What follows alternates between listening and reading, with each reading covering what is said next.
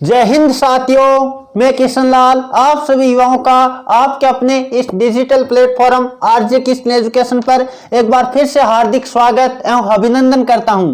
विद्यार्थियों, वो कहते हैं ना, मंजिल उन्हीं को मिलती है जिनके सपनों में जान होती है। पैरों से कुछ नहीं होता, हौसलों से उड़ान होती है।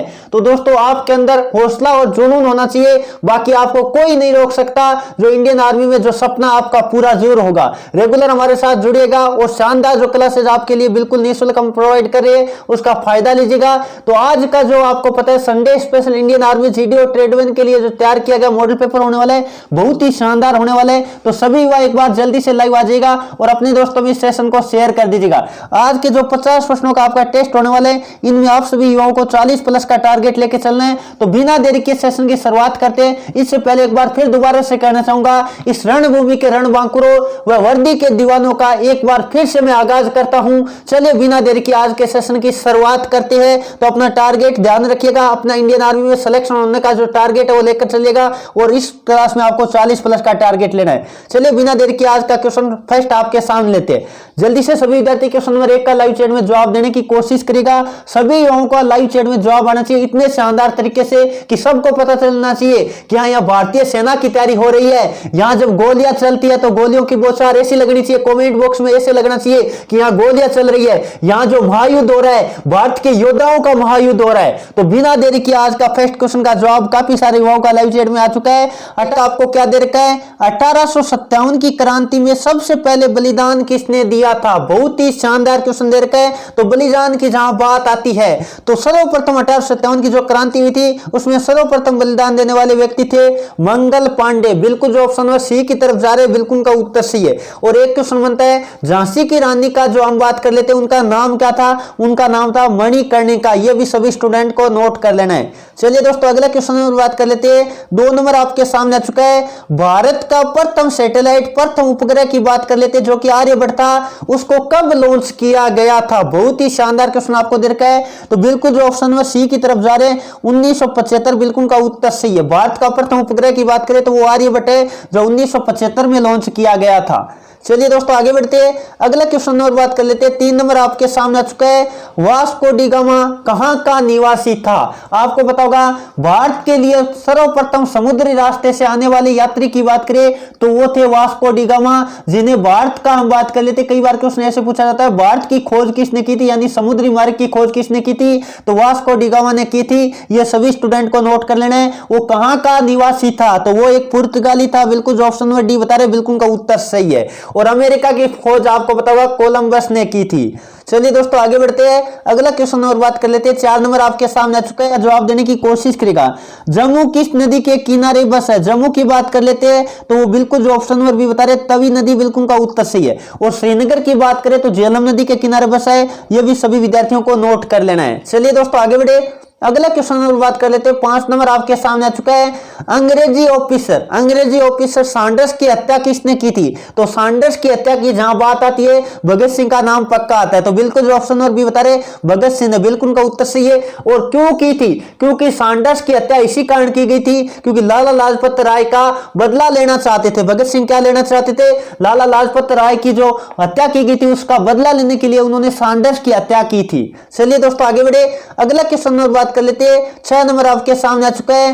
वेबसाइट का प्रथम पेज क्या कहलाता है? आपको पता होगा, इंडियन आर्मी में 1 या 2 क्वेश्चन कई बार कंप्यूटर के पूछ लिए जाते हैं। तो आपको पता होगा, कोई भी वेबसाइट होता है उसका प्रथम पेज कहलाता है होम पेज। बिल्कुल जो ऑप्शन नंबर कौन सा बता रहे, सी बता रहे, बिल्कुल का उत्तर सी है। और हिंदी में कहे तो कहते हैं मुख्य पृष्ठ। ये भी आप नोट कर सकते हैं। चलिए दोस्तों आगे बढ़े। अगला क्वेश्चन नंबर बात कर लेते हैं। 7 नंबर आपके सामने आ चुका है। वृद्धेश्वर मंदिर कहां पर स्थित है? वृद्धेश्वर मंदिर जहां शिव की पूजा होती है, यानी आपको क्वेश्चन आ जाता है वृद्धेश्वर मंदिर का संबंध किस देवता से है? तो शिव से है। ये सभी विद्यार्थियों को नोट कर लेना है। अब बात कर लेते हैं ये मंदिर कहां है? तो बिल्कुल जो ऑप्शन नंबर ये बता रहे, तंजौर, बिल्कुल का उत्तर सही है। सूर्य मंदिर की बात करें तो कोणार्क में है। ये भी सभी स्टूडेंट को नोट कर लेना है। चलिए दोस्तों आगे बढ़े। अगला क्वेश्चन और बात कर लेते हैं। 8 नंबर आपके सामने आ चुका है। भारत की सबसे पहली फिल्म कौन सी है? भारत की सबसे पहली फिल्म आपको पता होगा राजा हरिश्चंद्र थी, जो प्रथम मूक फिल्म भी कह सकते हैं, या इंडिया की प्रथम फिल्म के बारे में बात कर लेते हैं तो बिल्कुल जो ऑप्शन कौन सा बता रहे? सी बता रहे, राजा हरिश्चंद्र, बिल्कुल का उत्तर सी है। अब बात कर लेते हैं प्रथम बोलती फिल्म की बात करें तो वो है आलम आरा। ये भी सभी स्टूडेंट को नोट कर लेना है क्योंकि बार बार एग्जाम में पूछा गया है। और राजा हरिश्चंद्र की बात कर लेते हैं 1913 में बनी थी। ये फिल्म कब बनी थी? 1913 में बनी थी। और किसके द्वारा निर्देशन में, या कहे तो दादा साहेब फाल्के के निर्देशन में, या निर्माता कह सकते हैं। ये सभी स्टूडेंट नोट कर सकते हैं, कई बार इंडियन आर्मी में पूछा गया है। चलिए दोस्तों आगे बढ़े, अगला क्वेश्चन और बात कर लेते हैं। 9 नंबर आपके सामने आ चुका है। होपमैन कप किस खेल से संबंधित है? होपमैन की बात कर लेते हैं कप की, तो बिल्कुल ऑप्शन नंबर कौन सा बता रहे? ए बता रहे टेनिस। अब आप ध्यान रखिएगा, कई बार आपको टेबल टेनिस, लॉन टेनिस दोनों दे देता है ऑप्शन में, तब आपको करना है लॉन टेनिस। आप याद रखिएगा, होपमैन कप का संबंध किससे है? लॉन टेनिस से है, कई बार पेपर में पूछा गया है। चलिए दोस्तों आगे बढ़े, अगला क्वेश्चन और बात कर लेते हैं। 10 नंबर आपके सामने आ चुका है। प्रसिद्ध स्मारक जो आपको पता है विवेकानंद स्मारक है, वो कहां स्थित है? तो बिल्कुल जो ऑप्शन नंबर किसकी तरफ जा रहे हैं? डी की तरफ जा रहे हैं, कन्याकुमारी, बिल्कुल का उत्तर सही है। चलिए दोस्तों आगे बढ़े, अगला क्वेश्चन और बात कर लेते हैं। 11 नंबर आपके सामने आ चुका है। तेल और प्राकृतिक गैस आयोग, जिसे हम शॉर्ट में क्या कहते हैं? ONGC कहते हैं, उनके मुख्यालय की बात कर लेते हैं। हेडक्वार्टर कहां है? तो आपको बताओगा बिल्कुल ऑप्शन और कौन सा बता रहे? ये बता रहे देहरादून, उत्तराखंड, बिल्कुल का उत्तर सही है। बहुत ही शानदार क्वेश्चन था, कई बार इंडियन आर्मी में पूछा गया है। और इसकी स्थापना भी आप जल्दी से कमेंट करके बताइएगा, देखते हैं कौन कौन स्टूडेंट इसका सही जवाब दे पाते हैं। चलिए दोस्तों आगे बढ़े, अगला क्वेश्चन और बात कर लेते हैं। 12 नंबर आपके सामने आ चुका है। पुस्तक गुलामगिरी, पुस्तक है गुलामगिरी, उनके लेखक कौन है? तो गुलामगिरी किसके द्वारा लिखी गई है? जल्दी से बताने की कोशिश करिएगा। बिल्कुल जो ऑप्शन नंबर बता रहे ज्योतिबा फुले, बिल्कुल का उत्तर सही है। चलिए दोस्तों आगे बढ़े, अगला क्वेश्चन और बात कर लेते हैं। 13 नंबर आपके सामने आ चुका है। संविधान सभा की प्रथम बैठक की अध्यक्षता किसने की थी? संविधान सभा की प्रथम बैठक कब हुई थी? आपको पता होगा 9 दिसंबर 1946 को हुई थी। कब हुई थी? 9 दिसंबर 1946 को हुई थी, जिसमें अस्थायी अध्यक्ष के तौर पर आपको पता होगा डॉक्टर सचिदानंद सिन्हा, बिल्कुल जो ऑप्शन नंबर बी बता रहे बिल्कुल का उत्तर सही है। और स्थायी अध्यक्ष की बात करें जो कि आपको पता है कब हुई थी, यदि दूसरी बैठक की बात करें तो वो आपको पता होगा 2 दिन बाद 11 दिसंबर को हुई थी। उसकी अध्यक्षता की थी डॉक्टर राजेंद्र प्रसाद ने, जिन्हें स्थायी हम बात कर लेते अध्यक्ष के तौर पर नियुक्त किया गया था। चलिए दोस्तों आगे बढ़े, अगला क्वेश्चन नंबर बात कर लेते हैं जो कि 14 नंबर आपके सामने आ चुका है। देर का है, रंगास्वामी कप किससे संबंधित है? यानी रंगास्वामी कप की बात कर लेते हैं, वो किस खेल से जुड़ा हुआ है? तो बिल्कुल जो ऑप्शन नंबर ए बता रहे हॉकी, बिल्कुल उनका उत्तर सही है। चलिए दोस्तों आगे बढ़ते हैं, अगला क्वेश्चन नंबर बात कर लेते हैं। 15 नंबर आपके सामने आ चुका है। ओलंपिक खेलों में भारत ने पहली बार भाग किस वर्ष लिया था? यानी पहली बात एक क्वेश्चन ऐसे बनता है, आधुनिक ओलंपिक खेलों की शुरुआत कब हुई थी? तो 1896 से हुई थी। कब हुई थी? 1896 से हुई थी।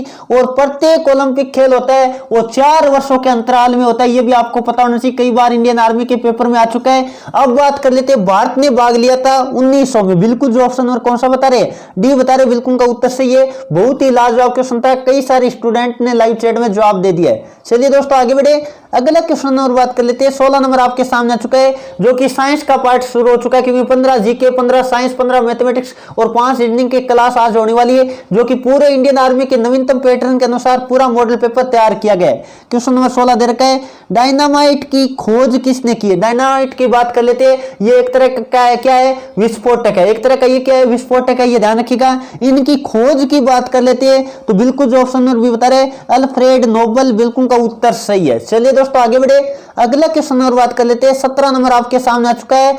खसरा, जो खसरा नामक बीमारी है उनकी बात कर लेते हैं, वो जीवाणु जनित है या हम बात कर लेते हैं वायरस जनित है, ये आपको बताना है। तो बिल्कुल जो ऑप्शन नंबर कौन सा बता रहे? सी बता रहे, वायरस जनित है, बिल्कुल का उत्तर सही है। बहुत सारे विद्यार्थियों का जहां तक लाइव चैट में जवाब आ रहे हैं, तो बहुत ही इजी क्वेश्चन आपको दे रखा था। चलिए दोस्तों आगे बढ़े, अगला क्वेश्चन और बात कर लेते हैं जो कि आपके सामने आ चुका है। 18 नंबर, भाप के इंजन का आविष्कार किसने किया था? तो भाप के इंजन के आविष्कार की बात करें तो बिल्कुल जो ऑप्शन और भी बता रहे जेम्स वाट, बिल्कुल का उत्तर सही है। चलिए दोस्तों आगे बढ़े, अगला क्वेश्चन और बात कर लेते हैं। 19 नंबर आपके सामने आ चुका है। गोबर गैस का मुख्य घटक कौन सा है? तो गोबर गैस में मुख्य हम बात कर लेते हैं तो मीथेन होती है, बिल्कुल जो ऑप्शन में सी बता रहे मीथेन बिल्कुल का उत्तर सी है। और मीथेन का सूत्र होता है CH4। क्या होता है? CH4 होता है और इसे मार्स गैस के नाम से भी जाना जाता है। चलिए दोस्तों आगे बढ़े। अगला क्वेश्चन और बात कर लेते हैं। 20 नंबर आपके सामने आ चुका है। बहुत ही शानदार क्वेश्चन आपने देखा होगा। 28 जो आपको पता है मार्च को पेपर हुआ था, उनमें काफी सारे सेंटर में ये क्वेश्चन पूछा गया था इस तरह का। तो आपको दे रखा है अस्थियों को पेशियों से जोड़ने वाला। अस्थियों का मतलब होता है हड्डी। अस्थियों का मतलब क्या होता है? हड्डी। तो हड्डियों को मांसपेशी से जोड़ने वाले बात कर लेती है तो कौन जोड़ता है? जल्दी से बताने की कोशिश करेगा। बहुत ही शानदार क्वेश्चन है। यदि आपको कहे हड्डी को मांसपेशी से जोड़ने वाला, तब आपको करना है टेंडन। बिल्कुल जो ऑप्शन और कौन सा बता रहे? बी बता रहे, बिल्कुल का उत्तर सी है। और आपको कहे हड्डी को हड्डी से यानी अस्थि को अस्थि से जोड़ने वाले की बात करें तो वो कौन सा होता है? लिगामेंट कहलाता है। ये ध्यान रखिएगा। हड्डी से हड्डी यानी हड्डी का मतलब होता है अस्थि। हिंदी में हड्डी का शुद्ध रूप होता है अस्थि। तो अस्थि को अस्थि से जोड़ने वाले की बात करें तब आपको लिगामेंट करना है। और अस्थि से पेशी को जोड़ने वाले की बात करें तब आपको करना है टेंडन। ये दोनों क्वेश्चन इंपॉर्टेंट है, कई बार पेपरों में पूछे गए हैं। चलिए दोस्तों आगे बढ़े। अगला क्वेश्चन और बात कर लेते हैं। 21 नंबर आपके सामने आ चुका है। सोनार किस में प्रयोग किया जाता है? यानी सोनार किसके द्वारा उपयोग किया जाता है? तो आपको पता होगा जब समुद्र में नाव होती है तो दुश्मन की जो नौका होती है उसका पता लगाने यह बात कर लेते हैं। समुद्र की गहराई इस तरह से हम कह सकते हैं। तो बिल्कुल जो ऑप्शन में कौन सा बता रहे? सी बता रहे, नौ संचालकों द्वारा। आपको पूछा है कौन यूज करता है? तो नौ संचालक होते हैं समुद्र में या तो दुश्मन की नाव का पता लगाने या बात कर लेते हैं गहराई नापने के लिए। हम कह सकते हैं गहराई का पता करने के लिए काम में लिया जाता है। और एक क्वेश्चन बनता है सोनार का पूरा नाम क्या है? कई बार पेपरों में आ चुका है। तो साउंड नेविगेशन एंड रैंकिंग होता है। ये भी सभी स्टूडेंट को नोट कर लेना है। चलिए दोस्तों आगे बढ़े। अगला क्वेश्चन और बात कर लेते हैं। 22 नंबर आपके सामने आ चुका है। रक्त को जमाने में सहायक तत्व कौन सा? आपको तत्व की बात करें, यदि हम बात करें रक्त को जमाने में सहायक विटामिन कौन सा है तो विटामिन के होता है। और तत्व की बात करें तो कैल्शियम होता है। बिल्कुल जो ऑप्शन और भी बता रहे कैल्शियम, बिल्कुल का उत्तर सी है। और आप एक क्वेश्चन याद रखिएगा, हड्डियां होती है वो आपको पता है कैल्शियम की होती है। ये भी नोट कीजिएगा, हड्डियां किसकी बनी होती है? कैल्शियम की बनी होती है। मुख्य तत्व की बात करें। चलिए दोस्तों आगे बढ़े।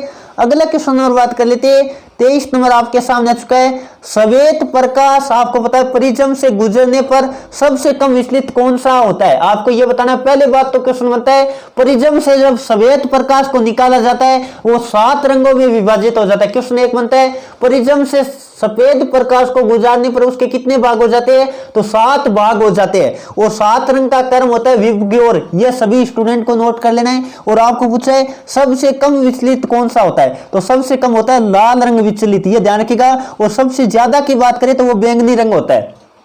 चलिए दोस्तों आगे बढ़े।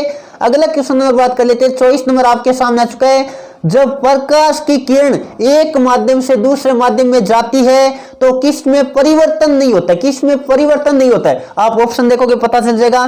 तरंग दैर्ध्य तो आपको पता परिवर्तित होती है और आपको पता होगा चाल भी परिवर्तित होती है। लेकिन आपको पता होगा तरंग, प्रकाश की जो तरंग होती है उसकी आवृत्ति नहीं बदलती है, क्योंकि आवृत्ति होती है जो आपको पता है स्रोत पर निर्भर करती है। प्रकाश का जो स्रोत होता है उस पर निर्भर करती है। तो आवृत्ति होती है वो आप ध्यान रखिएगा। किसी भी माध्यम से किसी भी माध्यम में कोई भी किरण को ले जाओ उसकी आवृत्ति परिवर्तित नहीं हो सकती है। तरंग दैर्ध्य हो सकता है, उसकी चाल भी परिवर्तित हो सकती है। चलिए दोस्तों आगे बढ़े। अगला क्वेश्चन और बात कर लेते हैं। 25 नंबर आपके सामने आ चुका है। मलेरिया बुखार क्या दे रखा है? मलेरिया बुखार में पैदा करने वाला प्रोटोजोआ कौन सा है? जल्दी से बताने की कोशिश करिएगा। तो आपको पता होगा परजीवी की बात कर लेते हैं तो कौन सा है? आपको पता होगा मलेरिया बुखार होता है वो आपको पता होगा मादा एनोफ्लिज मच्छर के काटने से होता है। और उनमें माध्यम की बात कर लेते हैं तो आपको पता होगा बिल्कुल जो ऑप्शन में सी बता रहे प्लाज्मोडियम, बिल्कुल का उत्तर सही है। चलिए दोस्तों आगे बढ़े। अगला क्वेश्चन और बात कर लेते हैं। 26 नंबर आपके सामने आ चुका है। मनुष्य के रक्त का पीएच मान कितना होता है? तो मनुष्य के रक्त के पीएच के मान की बात करें तो बिल्कुल जो ऑप्शन और कौन सा बता रहे? बी बता रहे 7.4, बिल्कुल का उत्तर सही है। चलिए दोस्तों आगे बढ़े। अगला क्वेश्चन और बात कर लेते हैं जो कि 27 नंबर आपके सामने आ चुका है। जल्दी से सभी विद्यार्थी क्वेश्चन नंबर 27 का जवाब देने की कोशिश करेगा। NaHCO3 आपको पता होगा इसे कहते हैं सोडियम बाइकार्बोनेट या कहते हैं सोडियम हाइड्रोजन कार्बोनेट। तो ये बात कर लेते हैं रासायनिक यौगिक का सामान्य नाम क्या है? तो इनको सामान्य भाषा में हम क्या कहते हैं? मीठा सोडा या खाने का सोडा कहते हैं। तो बिल्कुल जो ऑप्शन नंबर कौन सा बता रहे? सी बता रहे, बिल्कुल का उत्तर सी है। और कास्टिक सोडे की बात कर लेते हैं तो आपको पता होगा क्या कहते हैं? NaOH NaOH कहते हैं। क्या कहते हैं? NaOH कहते हैं। और कास्टिक पोटाश की बात करें तो आपको पता होगा KOH कहते हैं। ये भी आप सभी विद्यार्थी नोट कर सकते हैं। चलिए दोस्तों आगे बढ़े, अगले क्वेश्चन में बात कर लेते हैं। 28 नंबर आपके सामने आ चुका है। द्रव्य से गैस बनने की प्रक्रिया कहलाती है। तो द्रव्य से कोई पदार्थ द्रव्य से गैस बनता है तो उसे कहते हैं वाष्पीकरण। तो बिल्कुल जो ऑप्शन में सी बता रहे बिल्कुल का उत्तर सही है। चलिए दोस्तों आगे बढ़े, अगला क्वेश्चन और बात कर लेते हैं जो कि 29 नंबर आपके सामने आ चुका है। जल्दी से जवाब देने की कोशिश करेगा। वर्षा की बूंद गोलाकार क्यों होती है? और इतने में भी बता देता हूं, काफी सारे विद्यार्थी इसका लाइव चैट में जवाब देने की कोशिश करेगा। आज आपको पता है पूरे 50 प्रश्नों की क्लास होने वाली है, तो सभी स्टूडेंट को ईमानदारी से अपना टेस्ट लगाना है ताकि आपको पता चल पाए आपकी तैयारी कैसी है। और रेगुलर तैयारी करने के लिए हमारे साथ रेगुलर शाम 8:30 बजे लाइव आएगा। और जो विद्यार्थी पहली बार चैनल पे आए, चैनल को सब्सक्राइब कर लीजिएगा। और जो भी विद्यार्थी, कई सारे विद्यार्थी नए जुड़ते, तो टॉपिक वाइज जो भी विद्यार्थी पढ़ना चाहते हैं नोट्स के माध्यम से, तो जो भी विद्यार्थी हमारे टॉपिक वाइज या प्रैक्टिस है जिसमें प्रीवियस ईयर के पेपर दिए गए, तो दोनों तरह की ई बुक का लिंक भी मैंने डिस्क्रिप्शन दे दिया है। तो जिनके पास भी हमारी ई बुक अवेलेबल नहीं है वो विद्यार्थी खरीद सकता है, जिसका लिंक आपको कमेंट बॉक्स में और डिस्क्रिप्शन में मिल जाएगा। चलिए दोस्तों, इस क्वेश्चन का जवाब होगा क्या दे रखा है? वर्षा की बूंद गोलाकार, आपको पता होगा पृष्ठ तनाव के कारण होती है। बिल्कुल जो ऑप्शन नंबर बता रहे बिल्कुल का उत्तर सही है। चलिए दोस्तों आगे बढ़े, अगला क्वेश्चन और बात कर लेते हैं। 30 नंबर आपके सामने आ चुका है। वरिक यानी किडनी की कार्यात्मक एवं बात कर लेते हैं संरचनात्मक इकाई कौन सी है? तो आपको पता होगा बिल्कुल जो ऑप्शन में सी बता रहे नेफ्रॉन, बिल्कुल का उत्तर सी है। और जीवों की संरचनात्मक एवं कार्यात्मक इकाई की बात करें, क्रियात्मक इकाई की बात करें तो वो होती है कोशिका। ये सभी स्टूडेंट को नोट कर लेना है। चलिए दोस्तों आगे बढ़े, अगला क्वेश्चन और बात कर लेते हैं जो कि 31 नंबर आपके सामने आ चुका है। जल्दी से जवाब देने की कोशिश करेगा। यदि अब गणित का पार्ट शुरू हो चुका है, यदि ए और बी क्या है? दोनों वास्तविक संख्या है। क्या वास्तविक संख्या है? तो आपको बताना है ए बी बराबर 0 दे रखा है। क्या दिया? यानी ए और बी का गुणा क्या दे दिया आपको? 0 दे दिया। ए और बी का गुणनफल कितना दे दिया? 0 दे दिया। अब आपको पता है गुणा 0 कब होता है? या तो इन दोनों में से दोनों संख्या 0 होगी या एक संख्या होगी। जैसे मैं कहता हूं 3 गुणा 0 क्या होगा? 3 गुणा यदि 0 करेंगे तो कितना आने वाला है? 0 आने वाला है। और मैं कह सकता हूं 0 गुणा 4, तब भी आपको पता कितना आने वाला है? 0 गुणा 4 करोगे तब भी 0 आएगा। और यदि आप करोगे 0 गुणा 0, 0 गुणा 0 करोगे तब भी क्या आने वाला है? 0। तो 3 तरह की कंडीशन होगी। या तो हम कह सकते हैं ए का मान 0 या बी का मान 0, या हो सकता है दोनों का मान ही क्या हो? 0। तो 3 कंडीशन होगी, यानी या तो ए का मान 0 हो सकता है, या बी का मान 0 हो सकता है, या दोनों ही क्या हो? 0। तो बिल्कुल जो ऑप्शन नंबर कौन सा बता रहे?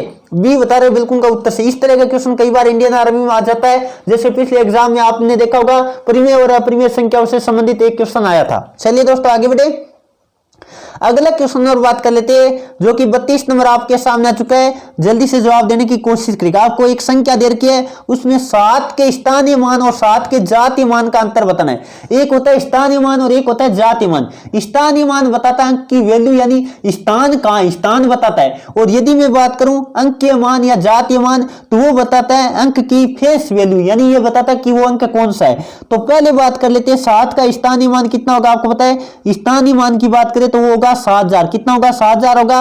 और जातीय मान की बात करें तो वो होगा 7। जातीय मान कितना होगा? 7 होगा। और इन दोनों का क्या लेना है? अंतर लेना है। तो आप घटा के देखिएगा 6993 आने वाला। कितना आने वाला है? 6993 में आएगा। बिल्कुल जो ऑप्शन नंबर कौन सा बता रहे? जो ऑप्शन नंबर सी बता रहे बिल्कुल का उत्तर सही है। चलिए दोस्तों आगे बढ़े, अगला क्वेश्चन नंबर बात कर लेते हैं। 33 नंबर आपके सामने आ चुका है। 0 और 6 का आपको क्या बताना है? एस शेप बताना है। क्या बताना है? महत्तम समापवर्तक का मतलब होता है एस शेप बताना है। और आप एक विद्यार्थियों सभी विद्यार्थी नोट कर लीजिएगा, आज मैं बहुत ही शानदार आपको चीज बताने वाला हूं। कई सारे विद्यार्थी इस तरह के क्वेश्चन में कंफ्यूज हो जाते हैं, तो आप कभी भी ध्यान रखिएगा कोई भी एलसीएम और एस शेप होता है, कोई भी एलसीएम और एस शेप दोनों की बात कर लेता हूं, वो हमेशा किसकी निकाली जाती है?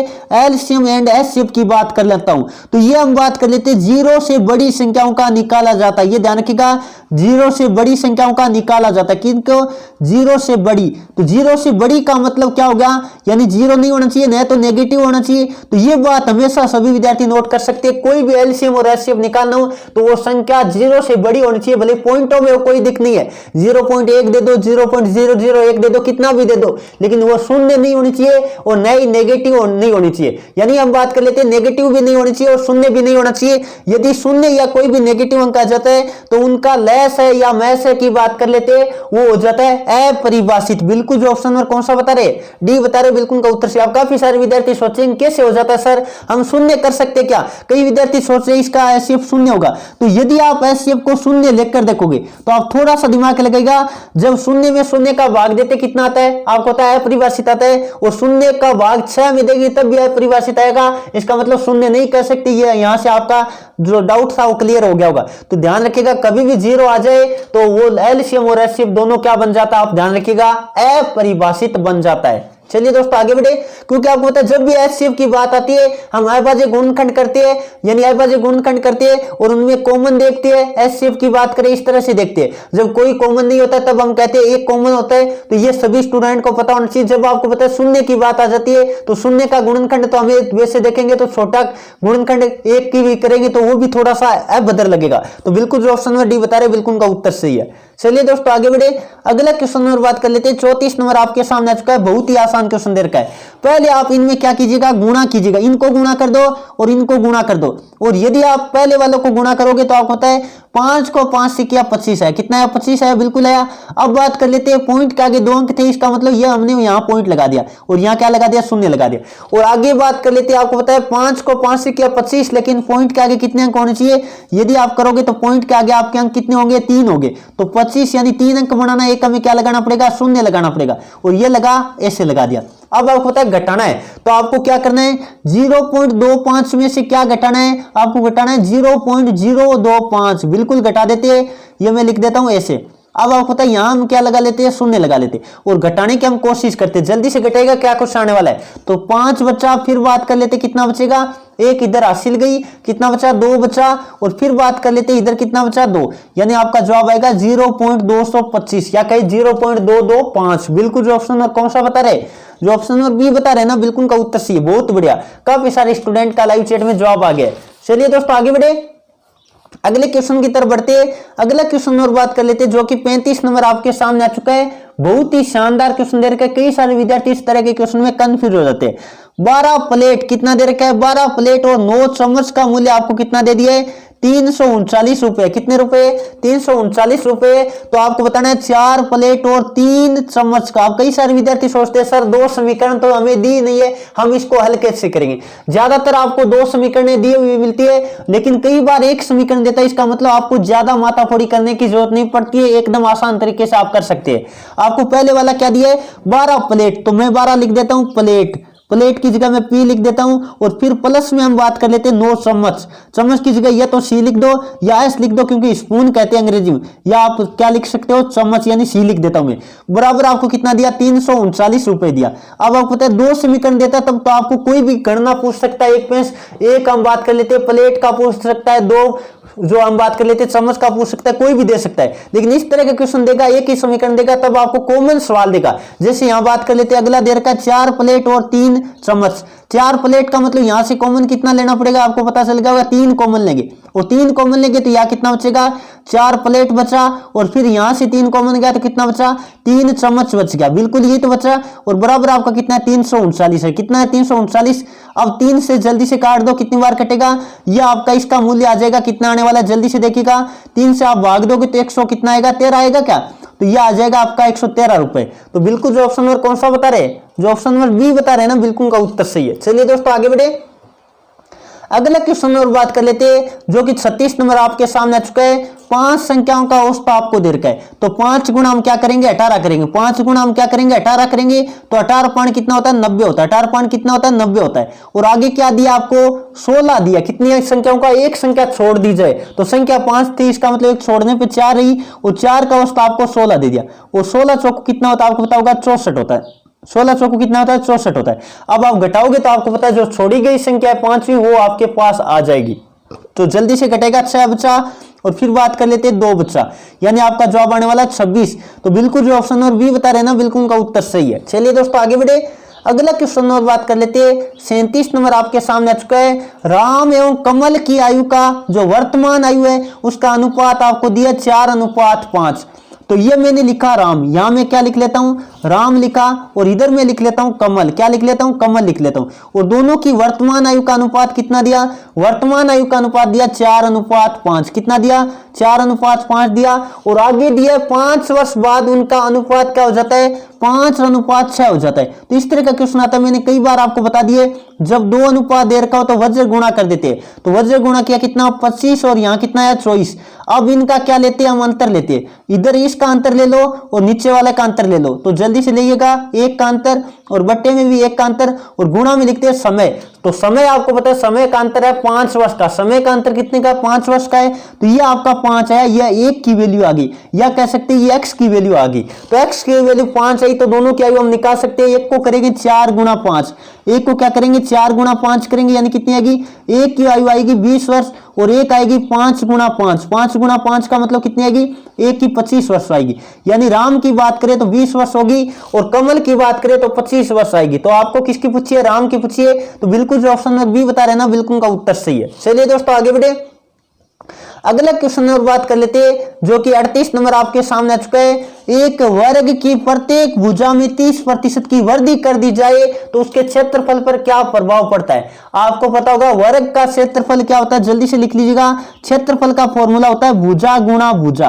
क्या होता है, भुजा गुणा भुजा होता है, सभी स्टूडेंट को पता होगा। यानी ए भुजा माने तो ए गुणा ए होता है, 2 बार लिखा जाता है। इसका मतलब क्षेत्रफल में 2 बार लिखा जाता है। इसका मतलब हम करेंगे, पहले हमने माना कितना था, 100 था, और भुजा कितनी बढ़ाई आपको पता है, प्रत्येक भुजा 30% बढ़ा दी। इसका मतलब 30 बढ़ाया, 100 से 130/100, कितनी बार लिखना पड़ेगा, 2 बार, तो 130/100। अब आप जल्दी से जो कट रहा है वो काट दीजिएगा, और कितना आने वाला है, तो आपको पता है 0 से 0 सारे के सारे कट जाएंगे, और 13 गुणा 13 कितना होगा, 169 होगा। क्या होगा, 169 होगा। आपको पता है पहले कितना था, 100 था, पहले कितना था, 100 था, अब कितना ज्यादा हो गया, 169 हो गया, यानी 69% बढ़ गया। बिल्कुल जो ऑप्शन नंबर कौन सा बता रहे, डी बता रहे, बिल्कुल का उत्तर सही है। चलिए दोस्तों आगे बढ़े, अगला क्वेश्चन और बात कर लेते हैं। 39 नंबर आपके सामने आ चुका है।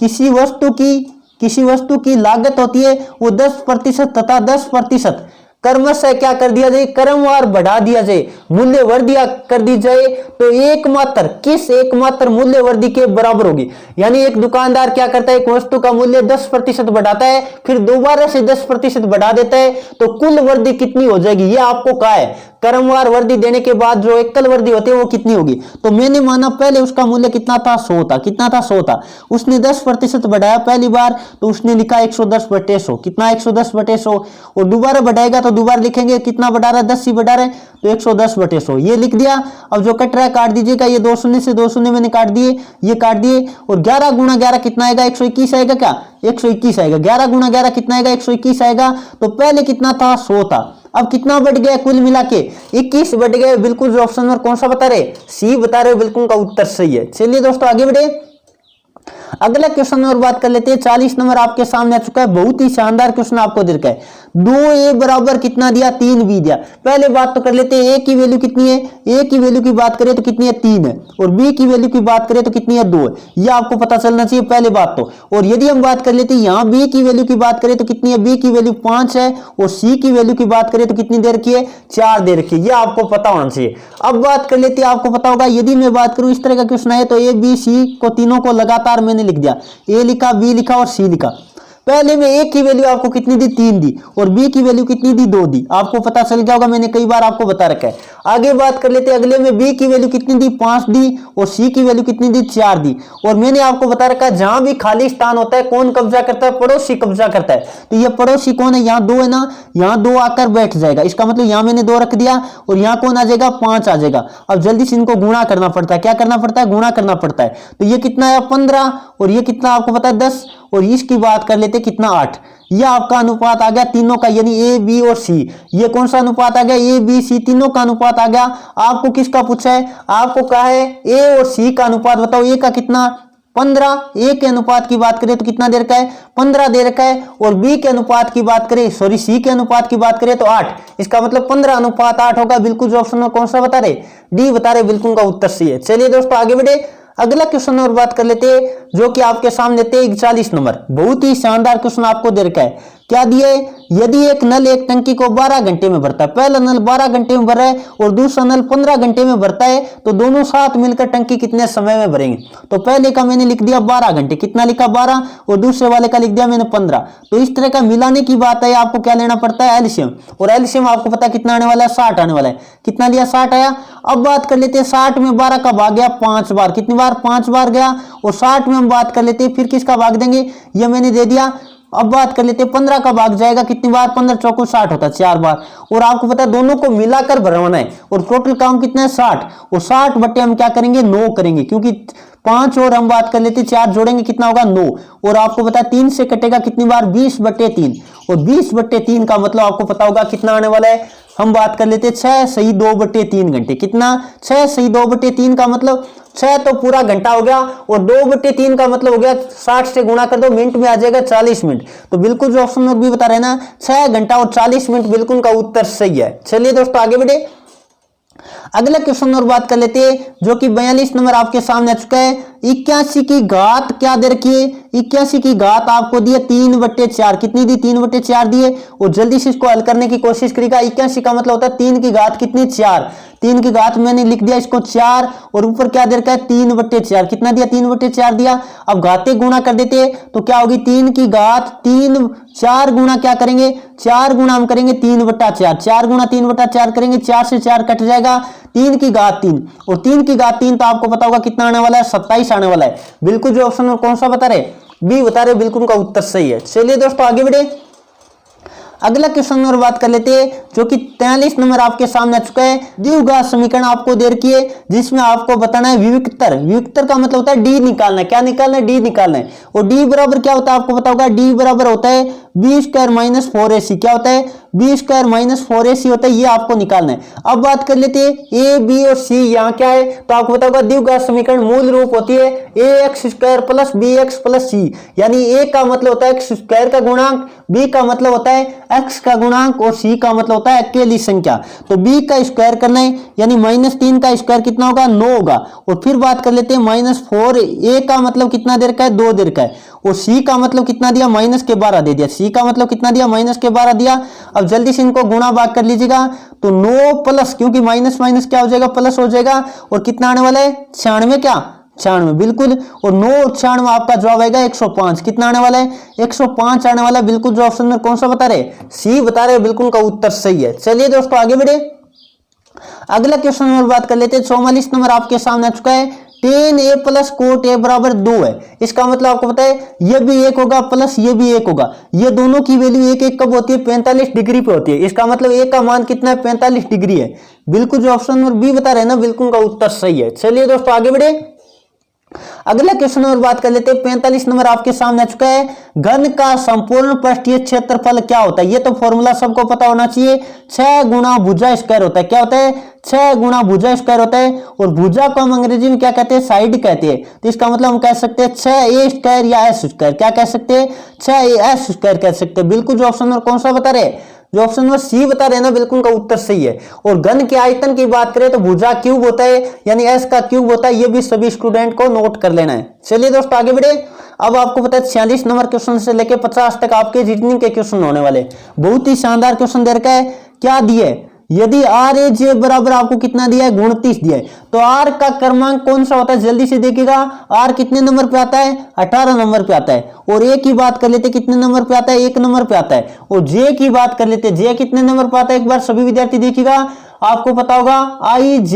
इसका मतलब J कितने नंबर पे आता है, J आता है 10 नंबर पे। कितने नंबर पे आता है, 10 नंबर पे। इसका मतलब इनको जोड़ेंगे, तो इनको जोड़ेंगे तो आपको पता चल जाएगा कितना आएगा, 29 आएगा। इसका मतलब इनका जोड़ करके लिखा है, इनका जोड़ करके लिखा है, इसका मतलब इनका भी जोड़ कर लिखना पड़ेगा। तो ये तो आप सभी विद्यार्थी कर सकते हो। E का स्थान लिख दो, D का लिख दो, और इन सबको क्या करना है, जोड़ना है। और जोड़कर सभी विद्यार्थी देखिएगा कितना आने वाला है। तो इनका सबका क्रमांक लिख लीजिएगा वर्णमाला का, और फिर इनको जोड़ देना है। साहित्यक आपका 92 आएगा। बिल्कुल जो ऑप्शन है डी बता रहा है, बिल्कुल का उत्तर सही है। बाकी आप जोड़कर एक बार देख लेना। चलिए दोस्तों आगे बढ़े, अगला क्वेश्चन और बात कर लेते हैं। 47 नंबर आपके सामने आ चुका है। डाकिया का संबंध किससे, पत्र से। डाकिया क्या लेकर आता है, पत्र देता है। और शिक्षक क्या देता है, शिक्षा देता है। शिक्षक क्या देता है, शिक्षा देता है। तो बिल्कुल जो ऑप्शन कौन सा बता रहे, ये बता रहे, ज्ञान कह दो या शिक्षा कह दो, एक ही बात है। चलिए दोस्तों आगे बढ़े, अगला क्वेश्चन नंबर बात कर लेते हैं, जो कि 48 नंबर आपके सामने आ चुका है। घड़ी की घंटे की सुई 72 घंटे में कितनी बार चक्कर काटेगी? तो आपको बताओगा, जो घड़ी की आपको पता है सामान्यतः घड़ी होती है वो 12 घंटे की होती है, और 12 घंटे में एक बार चक्कर काटती है, यानी 12 घंटे में एक चक्कर पूरा करती है। तो 72 घंटे में किसका भाग देंगे? 72 में हम भाग दे देंगे 12 का, और 12 छक्की कितना होता है? 72 होता है। आपको पता होगा 12 छक्की कितना होता है? 72 होता है। तो बिल्कुल जो ऑप्शन नंबर कौन सा बता रहे? सी बता रहे, बिल्कुल का उत्तर सही है। चलिए दोस्तों आगे बढ़े, अगला क्वेश्चन नंबर बात कर लेते हैं। 49 नंबर आपके सामने आ चुका है। 11 18 कितना बढ़ाया? आपको पता है 7 बढ़ाया। फिर बात कर लेते कितना बढ़ाया? 9 बढ़ा दिया। आगे कितना बढ़ना चाहिए? आपको पता है विषम संख्या बढ़ा रहे 11 बढ़ेगा, और 11 बढ़ेंगे तो कितना आने वाला है? 38 आने वाला है। बिल्कुल जो ऑप्शन नंबर कौन सा बता रहे? ए बता रहे, बिल्कुल का उत्तर सही है। चलिए दोस्तों आगे बढ़े, अगला क्वेश्चन नंबर बात कर लेते हैं। 50 नंबर आपके सामने आ चुका है। मोहन के चाचा राम प्रसाद है। मोहन के चाचा कौन है? राम प्रसाद है।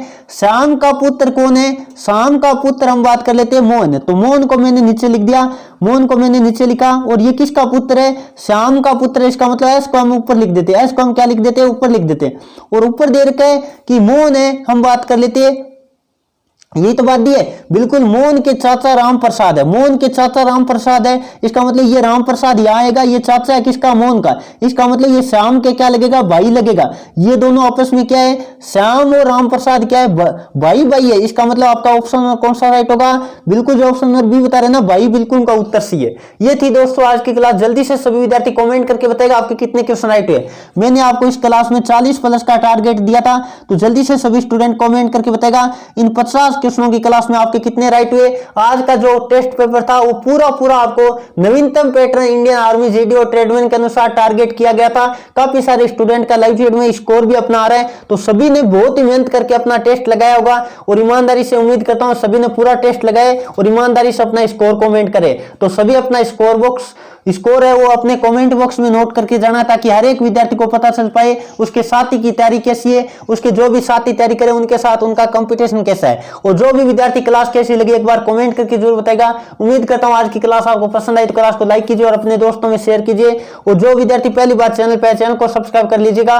और जो भी विद्यार्थी टॉपिक वाइज अपना अध्ययन करना चाहते हैं वो टॉपिक वाइज हमारी ई बुक है वो ले सकते हैं। और प्रैक्टिस सेट के लिए प्रैक्टिस सेट वाली जो प्रीवियस ईयर के पेपरों की ई बुक है, दोनों तरह की ई बुक का लिंक मैंने डिस्क्रिप्शन दे दिया है, वहां से आप परचेज कर सकते हैं। बाकी आपको पता है 5-7 दिनों में हम मॉडल पेपर भी लॉन्च करने वाले, जो स्पेशल इंडियन आर्मी के नेगेटिव मार्किंग के अनुसार ऑनलाइन टेस्ट आपको देने वाले। टेस्ट सीरीज जो भी होगी वो आपको दे दी जाएगी। तो सभी विद्यार्थी हमारे साथ बने रहेगा। जिनका भी आगामी इंडियन आर्मी का पेपर है उनके लिए हम टेस्ट सीरीज जल्दी लॉन्च करने वाले। चलिए दोस्तों आज के सेशन को मैं यही समाप्त करता हूं। Thank you for watching. जय हिंद, जय भारत।